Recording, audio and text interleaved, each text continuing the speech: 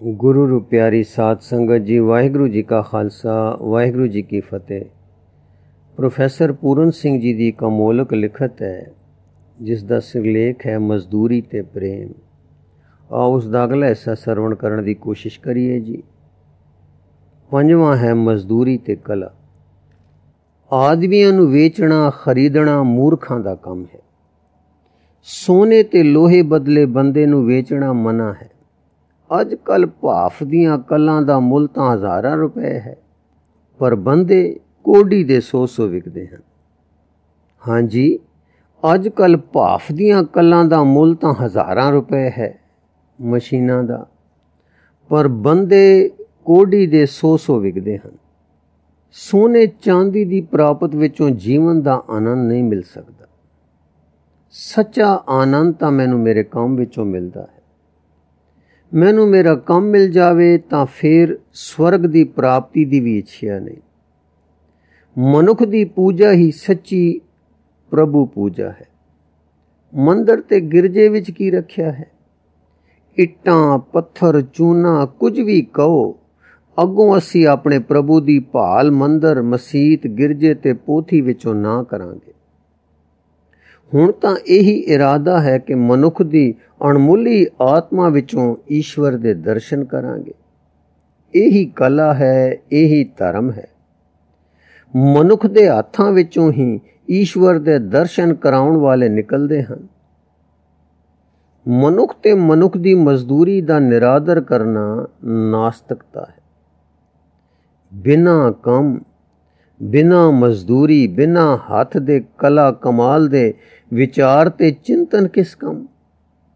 सबना देशां दे इतिहासां तो सिद्ध होंदा है कि निकम्मे पादरियां मौलवियां पंडितां ते साधां दा दान दे अंत ते पलिया प्रभु चिंतन अंत नू पाप आलस ते दुराचार विच वट जांदा है।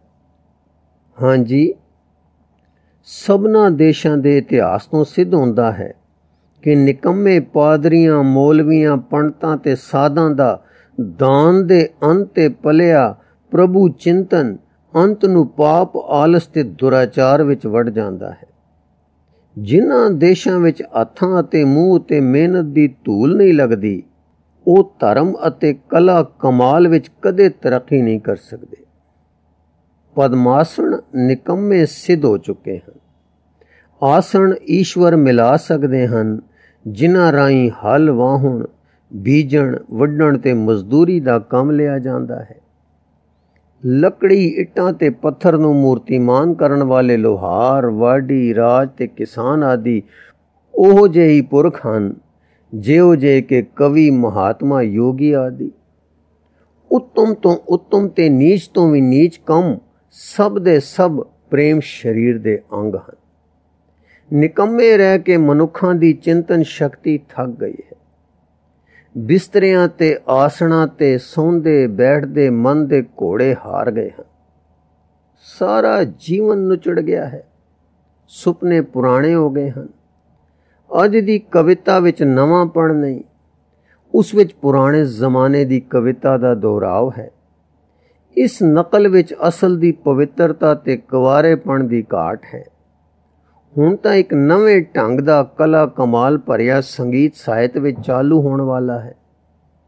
ਜੇਕਰ ਉਹ ਨਾ ਚੱਲਿਆ ਤਾਂ ਮਸ਼ੀਨ ਦੇ ਪਹੀਆਂ ਹੇਠ ਲਿਤਾੜਿਆ ਜਾ ਕੇ ਸਾਨੂੰ ਮੋਇਆ ਜਾਣੋ। ਇਹ ਨਵਾਂ ਸਾਹਿਤ ਮਜ਼ਦੂਰਾਂ ਦੇ ਦਿਲਾਂ 'ਚੋਂ ਜਨਮੇਗਾ। ਉਹਨਾਂ ਮਜ਼ਦੂਰਾਂ ਦੇ ਕੰਠੋਂ ਇਹ ਨਵੀਂ ਨਵੇਲੀ ਕਵਿਤਾ ਨਿਕਲੇਗੀ ਜਿਨ੍ਹਾਂ ਆਪਣਾ ਜੀਵਨ ਆਨੰਦ ਨਾਲ ਖੇਤਾਂ ਦੀਆਂ ਡੋਲਾਂ ਦਾ, ਕੱਪੜੇ ਦੇ ਧਾਗਿਆਂ ਦਾ, ਜੁੱਤੀ ਦੇ ਟਾਂਕਿਆਂ ਦਾ, ਲੱਕੜੀ ਦੀਆਂ ਰੱਗਾਂ ਦਾ, ਪੱਥਰ ਦੀਆਂ ਨਸਾਂ ਦਾ ਵਿਤਕਰਾ ਦੂਰ ਕਰਨਾ ਹੈ। ਹੱਥਾਂ ਵਿੱਚ ਕੁਹਾੜੀ, ਸਿਰ ਤੇ ਟੋਕਰੀ, ਨੰਗੇ ਸਿਰ ਨੰਗੇ ਪੈਰ ਧੂਲ ਵਿੱਚ ਲਿਬੜੇ ਤੇ ਗਾਰੇ ਵਿੱਚ ਰੰਗੇ ਹੋਏ ਇਹ ਬੇਜ਼ੁਬਾਨ ਕਵੀ ਜਦੋਂ ਜੰਗਲ ਵਿੱਚੋਂ ਲੱਕੜਾਂ ਕੱਟਣਗੇ ਤਾਂ ਲੱਕੜੀ ਕੱਟਣ ਦਾ ਖੜਾਕ ਇਹਨਾਂ ਦੇ ਅਸੱਭਿਅ ਸੁਰਾਂ ਨਾਲ ਰਲ ਕੇ ਹਵਾਈ ਜਹਾਜ਼ਾਂ ਤੇ ਚੜ੍ਹ ਕੇ 10 ਦਿਸ਼ਾਂ ਵਿੱਚ ਅਜਿਹਾ ਨਿਰਾਲਾ ਗੀਤ ਛੋਏਗਾ ਕਿ ਭਵਿੱਖ ਦੇ ਕਲਾਵੰਤਾਂ ਲਈ ਉਹ ਧੁਰਪਦ ਤੇ ਮਲਾਰ ਦਾ ਕੰਮ ਦੇਵੇਗਾ। ਚਰਖਾ ਕੱਤਣ ਵਾਲੀਆਂ ਨਡੀਆਂ ਦੇ ਗੀਤ, ਸੰਸਾਰ ਦੀਆਂ ਸਭਨਾ ਦੇਸ਼ਾਂ ਦੇ ਕੌਮੀ ਗੀਤ ਹੋਣਗੇ। ਮਜ਼ਦੂਰਾਂ ਦੀ ਮਜ਼ਦੂਰੀ ਦੀ ਯਥਾਰਥ ਪੂਜਾ ਹੋਵੇਗੀ। ਕਲਾ ਰੂਪੀ ਧਰਮ ਦੀ ਬਡੋਤਰੀ ਤਦੇ ਹੀ ਹੋਵੇਗੀ, ਤਦੇ ਹੀ ਨਵੇਂ ਕਵੀ ਪੈਦਾ ਹੋਣਗੇ, ਤਦੇ ਹੀ ਨਵੇਂ ਔਲੀਆਂ ਦਾ ਅਵਤਾਰ ਹੋਵੇਗਾ। ਪਰ ਇਹ ਸਭ ਦੇ ਸਭ ਮਜ਼ਦੂਰੀ ਦੇ ਦੁੱਧ ਨਾਲ ਪਲਣਗੇ। ਧਰਮ, ਯੋਗ, ਸ਼ੁੱਧ ਆਚਰਣ, ਸਭਿਅਤਾ ਤੇ ਕਵਿਤਾ ਆਦਿ ਦੇ ਫੁੱਲ ਇਹਨਾਂ ਹੀ ਮਜ਼ਦੂਰ ਰਿਸ਼ਿਆਂ ਦੀ ਬਗੀਚੇ ਵਿੱਚ ਫੁੱਲਣਗੇ। 6ਵਾਂ ਹੈ ਮਜ਼ਦੂਰੀ ਤੇ ਫਕੀਰੀ। ਮਜ਼ਦੂਰੀ ਅਤੇ ਫਕੀਰੀ ਦੀ ਮਹਾਨਤਾ ਘੱਟ ਨਹੀਂ। ਮਜ਼ਦੂਰੀ ਅਤੇ ਫਕੀਰੀ ਮਨੁੱਖ ਦੇ ਵਿਕਾਸ ਲਈ ਅਤ ਲੋੜੀਂਦੀਆਂ ਹਨ। ਬਿਨਾਂ ਮਜ਼ਦੂਰੀ ਕੀਤੇ ਫਕੀਰੀ ਦਾ ਉੱਚਾ ਸੁੱਚਾ ਭਾਵ ਪਤਲਾ ਪੈ ਜਾਂਦਾ ਹੈ। ਫਕੀਰੀ ਵੀ ਆਪਣੇ ਆਸਣ ਉੱਤੋਂ ਡੋਲ ਜਾਂਦੀ ਹੈ। ਬੁੱਧੀ ਬਾਸੀ ਪੈ ਜਾਂਦੀ ਹੈ। ਬਾਸੀ ਚੀਜ਼ਾਂ ਚੰਗੀਆਂ ਨਹੀਂ ਹੁੰਦੀਆਂ। ਕਿੰਨੇ ਹੀ ਉਮਰ ਭਰ ਬਾਸੀ ਬੁੱਧੀ ਤੇ ਬਾਸੀ ਫਕੀਰੀ ਵਿੱਚ ਪੁੜੇ ਰਹਿੰਦੇ ਹਨ। ਇਹ ਪਰ ਐਦਾਂ ਦਾ ਪੁੜੇ ਰਹਿਣਾ ਕਿਸ ਅਰਥ? ਹਵਾ ਚੱਲ ਰਹੀ ਹੈ, ਪਾਣੀ ਵਗ ਰਿਹਾ ਹੈ, ਬੱਦਲ ਬਰਸ ਰਿਹਾ ਹੈ, ਫੁੱਲ ਖਿੜ ਰਿਹਾ ਹੈ, ਘਾਹ ਨਵਾਂ, ਬੂਟੇ ਨਵੇਂ, ਮਨੁੱਖ ਦੀ ਬੁੱਧੀ ਤੇ ਫਕੀਰੀ ਹੀ ਬਾਸੀ। ਅਜਿਹਾ ਨਜ਼ਾਰਾ ਤਦੋਂ ਤੀਕ ਹੀ ਰਹਿੰਦਾ ਹੈ ਜਦ ਤੀਕ ਬਿਸਤਰ ਤੇ ਲੇਟਿਆਂ ਲੇਟਿਆਂ ਹੀ ਮਨੁੱਖ ਅੰਮ੍ਰਿਤ ਵੇਲੇ ਆਲਸ ਦਾ ਸੁੱਖ ਮੰਨਦਾ ਹੈ।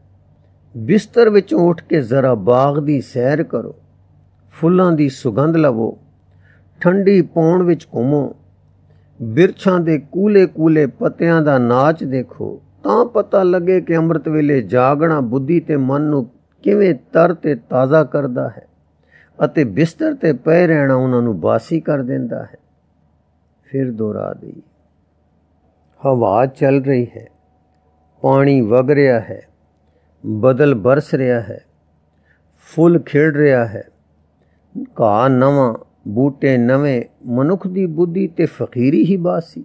ਅਜਿਹਾ ਨਜ਼ਾਰਾ ਤਦੋਂ ਤੀਕ ਹੀ ਰਹਿੰਦਾ ਹੈ ਜਦ ਤੀਕ ਬਿਸਤਰ ਤੇ ਲੇਟਿਆਂ ਲੇਟਿਆਂ ਹੀ ਮਨੁੱਖ ਅੰਮ੍ਰਿਤ ਵੇਲੇ ਆਲਸ ਦਾ ਸੁੱਖ ਮੰਨਦਾ ਹੈ।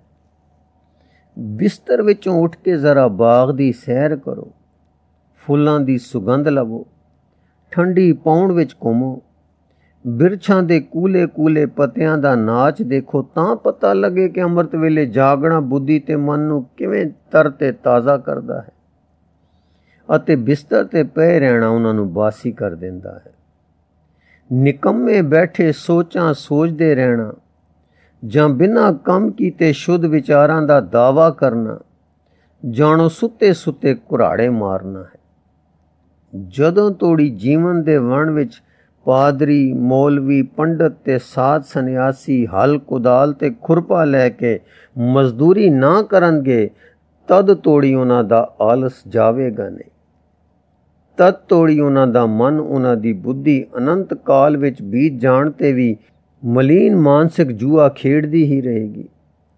ਉਹਨਾਂ ਦੀ ਸੋਚ ਬਾਸੀ, ਉਹਨਾਂ ਦਾ ਧਿਆਨ ਬਾਸੀ, ਉਹਨਾਂ ਦੀਆਂ ਪੋਥੀਆਂ ਬਾਸੀ, ਉਹਨਾਂ ਦੇ ਲੇਖ ਬਾਸੀ, ਉਹਨਾਂ ਦਾ ਵਿਸ਼ਵਾਸ ਬਾਸੀ ਤੇ ਉਹਨਾਂ ਦਾ ਰੱਬ ਵੀ ਬਿਆ ਹੋ ਗਿਆ ਹੈ। ਇਸ ਵਿੱਚ ਸ਼ੱਕ ਨਹੀਂ ਕਿ ਇਸ ਵਰੇ ਦੇ ਗੁਲਾਬ ਦੇ ਫੁੱਲ ਵੀ ਉਹ ਜਿਹੇ ਹਨ ਜਿਹੋ ਜਿਹੇ ਪਿਛਲੇ ਸਾਲ ਦੇ ਸਨ, ਪਰ ਇਸ ਸਾਲ ਵਾਲੇ ਤਾਜ਼ੇ ਹਨ। ਉਹਨਾਂ ਦੀ ਲਾਲੀ ਨਵੀਂ ਹੈ, ਉਹਨਾਂ ਦੀ ਸੁਗੰਧ ਵੀ ਉਹਨਾਂ ਦੀ ਆਪਣੀ ਹੀ ਹੈ। ਜੀਵਨ ਦੇ ਨਿਯਮ ਨਹੀਂ ਵਟਦੇ, ਉਹ ਸਦਾ ਇੱਕੋ ਜਿਹੇ ਹੀ ਰਹਿੰਦੇ ਹਨ, ਪਰ ਮਜ਼ਦੂਰੀ ਕਰਨ ਥੀ ਬੰਦੇ ਨੂੰ ਇੱਕ ਨਵਾਂ ਤੇ ਤਾਜ਼ਾ ਰੱਬ ਨਜ਼ਰੀ ਆਉਂਦਾ ਹੈ।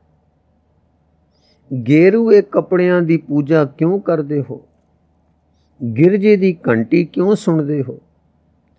ਐਤਵਾਰ ਕਿਉਂ ਮਨਾਉਂਦੇ ਹੋ? 5 ਵਕਤ ਦੀ ਨਮਾਜ਼ ਕਿਉਂ ਪੜ੍ਹਦੇ ਹੋ? ਤ੍ਰਿਕਾਲ ਸੰਧਿਆ ਕਿਉਂ ਕਰਦੇ ਹੋ? ਮਜ਼ਦੂਰ ਦੇ ਅਨਾਥ ਨੈਣਾ, ਅਨਾਥ ਆਤਮਾ ਤੇ ਨਿਰਾਸਰੇ ਜੀਵਨ ਦੀ ਬੋਲੀ ਸਿੱਖੋ।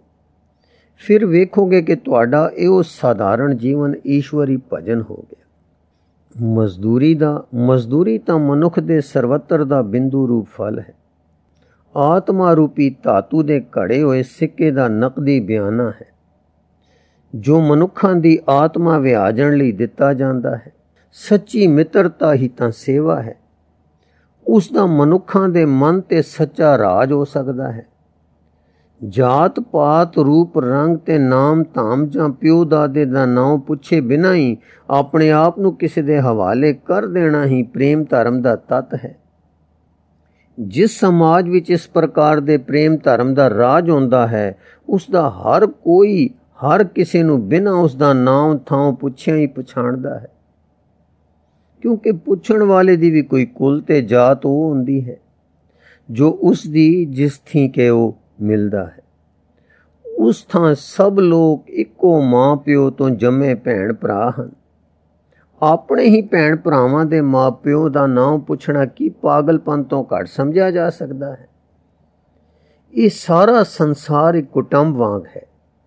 ਲੰਗੜੇ ਲੁੰਝੇ ਅੰਨੇ ਡੋਰੇ ਵੀ ਉਸੇ ਹੀ ਪਿਤਾ ਪੁਰਖੀ ਘਰ ਦੀ ਛਤਰ ਛਾਇਆ ਹੇਠਾਂ ਰਹਿੰਦੇ ਹਨ, ਜਿਸ ਦੀ ਛੱਤ ਹੇਠ ਬਲਵਾਨ ਨਿਰੋਗ ਤੇ ਰੂਪਵਾਨ ਕੁਟੁੰਬ ਰਹਿੰਦੇ ਹਨ। ਮੂਰਖਾਂ ਤੇ ਪਸ਼ੂਆਂ ਦਾ ਪਾਲਣ ਪੋਸ਼ਣ ਬੁੱਧੀਵਾਨ ਬਲਵਾਨ ਤੇ ਨਿਰੋਗ ਹੀ ਤਾਂ ਕਰਨਗੇ। ਅਨੰਤ ਤੇ ਪ੍ਰੇਮ ਦੀ ਰਾਜਧਾਨੀ ਦਾ ਸਿੰਘਾਸਣ ਸਦਾ ਤੋਂ ਪ੍ਰੇਮ ਦੀ ਮਜ਼ਦੂਰੀ ਦੇ ਕੰਧਿਆਂ ਤੇ ਹੀ ਰਹਿੰਦਾ ਆਇਆ ਹੈ। ਕਾਮਨਾ ਸਹਿਤ ਹੋ ਕੇ ਵੀ ਮਜ਼ਦੂਰੀ ਨਿਸ਼ਕਾਮ ਹੁੰਦੀ ਹੈ, ਕਿਉਂਕਿ ਮਜ਼ਦੂਰੀ ਦਾ ਬਦਲਾ ਹੀ ਨਹੀਂ ਚੁਕਾਇਆ ਜਾ ਸਕਦਾ। ਨਿਸ਼ਕਾਮ ਕਰਮ ਦੇ ਜੋ ਉਪਦੇਸ਼ ਦਿੱਤੇ ਜਾਂਦੇ ਹਨ, ਉਹਨਾਂ ਵਿੱਚ ਅਭਾਵਸ਼ੀਲ ਭਾਵ ਭਾਵਨਾਹੀਨ ਵਸਤੂ ਸੁਭਾਵ ਪੂਰਨ ਭਾਵਾਂ ਨਾਲ ਭਰੀ ਹੋਈ ਮੰਨ ਲਈ ਜਾਂਦੀ ਹੈ। ਧਰਤੀ ਆਪਣੀ ਹੀ ਧੁਰੀ ਤੇ ਦਿਨ ਰਾਤ ਘੁੰਮਦੀ ਹੈ। ਇਹ ਧਰਤੀ ਦਾ ਸਵਾਰਥ ਕਿਹਾ ਜਾ ਸਕਦਾ ਹੈ, ਪਰ ਉਸ ਦਾ ਇਹ ਘੁੰਮਣਾ ਸੂਰਜ ਚੌਗਿਰਦੇ ਘੁੰਮਣਾ ਤਾਂ ਹੈ, ਪਰ ਸੂਰਜ ਚੌਗਿਰਦੇ ਘੁੰਮਣਾ ਸੂਰਜ ਮੰਡਲ ਦੇ ਨਾਲ ਆਕਾਸ਼ ਵਿੱਚ ਇੱਕ ਸਿੱਧੀ ਲੀਕ ਤੇ ਚੱਲਣਾ ਵੀ ਤਾਂ ਹੈ। ਅੰਤ ਵਿੱਚ ਇਸ ਦਾ ਗੋਲ ਚੱਕਰ ਖਾਣਾ ਸਦਾ ਹੀ ਸਿੱਧਾ ਚੱਲਣਾ ਹੈ। ਇਸ ਵਿੱਚ ਸਵਾਰਥ ਦੀ ਅਣਹੋਂਦ ਹੈ। ਇਵੇਂ ਹੀ ਮਨੁੱਖ ਦੀਆਂ ਬਹੁਰੰਗੀਆਂ ਕਾਮਨਾਵਾਂ ਉਸ ਦੇ ਜੀਵਨ ਨੂੰ ਜਾਣੋ ਉਸ ਦੇ ਸਵਾਰਥ ਰੂਪੀ ਧੁਰੇ ਤੇ ਚੱਕਰ ਦਿੰਦੀਆਂ ਹਨ। ਇਹ ਪਰ ਉਸ ਦਾ ਜੀਵਨ ਆਪਣਾ ਤਾਂ ਹੈ ਹੀ ਨਹੀਂ। ਉਹ ਤਾਂ ਕਿਸੇ ਅਧਿਆਤਮਕ ਸੂਰਜ ਮੰਡਲ ਦੇ ਸਾਥ ਦੀ ਚਾਲ ਹੈ ਤੇ ਅਖੀਰ ਇਹ ਚਾਲ ਜੀਵਨ ਦਾ ਪਰਮਾਰਥ ਰੂਪ ਹੈ। ਸਵਾਰਥ ਦੀ ਇਸ ਥਾਂ ਵੀ ਅਣਹੋਂਦ ਹੈ। ਜਦ ਸਵਾਰਥ ਕੋਈ ਸ਼ੈ ਹੈ ਹੀ ਨਹੀਂ ਤਾਂ ਨਿਸ਼ਕਾਮ ਤੇ ਕਾਮਨਾ ਪੂਰਨ ਕੰਮ ਕਰਨਾ ਦੋਵੇਂ ਹੀ ਇੱਕੋ ਗੱਲ ਹੋਈ। ਇਸੇ ਲਈ ਮਜ਼ਦੂਰੀ ਦਾ ਤੇ ਫਕੀਰੀ ਦਾ ਇੱਕ ਦੂਜੇ ਦੇ ਆਸਰੇ ਦਾ ਸੰਬੰਧ ਹੈ। ਮਜ਼ਦੂਰੀ ਕਰਨਾ ਜੀਵਨ ਯਾਤਰਾ ਦਾ ਅਧਿਆਤਮਕ ਨਿਯਮ ਹੈ। ਜੌਨ ਆਫ ਆਰਕ ਦੀ ਫਕੀਰੀ ਤੇ ਭੇਡਾਂ ਚਾਰਨਾ, ਟਾਲਸਟਾਏ ਦਾ ਤਿਆਗ ਤੇ ਜੁੱਤੀਆਂ ਗੰਢਣਾ, ਉਮਰੇ ਖਿਆਮ ਦਾ ਖੁਸ਼ੀ ਤੰਬੂ ਸੀਂਦੇ ਫਿਰਨਾ, ਖਲੀਫਾ ਉਮਰ ਦਾ ਆਪਣੇ ਰੰਗ ਮਹਿਲਾਂ ਵਿੱਚ ਚਟਾਈਆਂ ਆਦਿ ਬੁਣਨਾ, ਬ੍ਰਹਮ ਗਿਆਨੀ ਕਬੀਰ ਤੇ ਰਵਿਦਾਸ ਦਾ ਸ਼ੂਦਰ ਹੋਣਾ, ਗੁਰੂ ਨਾਨਕ ਤੇ ਭਗਵਾਨ ਸ੍ਰੀ ਕ੍ਰਿਸ਼ਨ ਦਾ ਬੇਜ਼ਬਾਨ ਪਸ਼ੂਆਂ ਨੂੰ ਸੋਟੀ ਫੜ ਹਾਕਣਾ ਸੱਚੀ ਫਕੀਰੀ ਦਾ ਅਣਮੁੱਲਾ ਜ਼ੇਵਰ ਗਹਿਣਾ ਹੈ। ਫਿਰ ਦੁਹਰਾ ਦਈਏ, ਮਜ਼ਦੂਰੀ ਕਰਨਾ ਜੀਵਨ ਯਾਤਰਾ ਦਾ ਅਧਿਆਤਮਕ ਨਿਯਮ ਹੈ। ਜੌਨ ਆਫ ਆਰਕ ਦੀ ਫਕੀਰੀ ਤੇ ਭੇਡਾਂ ਚਾਰਨਾ, ਟਾਲਸਟਾਏ ਦਾ ਤਿਆਗ ਤੇ ਜੁੱਤੀਆਂ ਗੰਢਣਾ, ਉਮਰ ਖਿਆਮ ਦਾ ਖੁਸ਼ੀ ਤੰਬੂ ਸੀਂਦੇ ਫਿਰਨਾ, ਖਲੀਫਾ ਉਮਰ ਦਾ ਆਪਣੇ ਰੰਗ ਮਹਿਲਾਂ ਵਿੱਚ ਚਟਾਈਆਂ ਆਦਿ ਬੁਣਨਾ, ਬ੍ਰਹਮ ਗਿਆਨੀ ਕਬੀਰ ਤੇ ਰਵਿਦਾਸ ਦਾ ਸ਼ੂਦਰ ਹੋਣਾ, ਗੁਰੂ ਨਾਨਕ ਤੇ ਭਗਵਾਨ ਸ੍ਰੀ ਕ੍ਰਿਸ਼ਨ ਦਾ ਬੇਜ਼ਬਾਨ ਪਸ਼ੂਆਂ ਨੂੰ ਸੋਟੀ ਫੜ ਹਾਕਣਾ ਸੱਚੀ ਫਕੀਰੀ ਦਾ ਅਣਮੁੱਲਾ ਜ਼ੇਵਰ ਯਾਨੀ ਗਹਿਣਾ ਹੈ। ਗੁਰੂ ਰੂਪ ਪਿਆਰੀ ਸਾਧ ਸੰਗਤ ਜੀ, ਇਸ ਲਿਖਤ ਦਾ ਅਗਲਾ ਹਿੱਸਾ ਆਪ ਜੀ ਨੂੰ ਅੱਗੇ ਸਰਵਣ ਕਰਾਉਣ ਦੀ ਕੋਸ਼ਿਸ਼ ਕਰਾਂਗੇ ਜੀ। ਵਾਹਿਗੁਰੂ ਜੀ ਕਾ ਖਾਲਸਾ, ਵਾਹਿਗੁਰੂ ਜੀ ਕੀ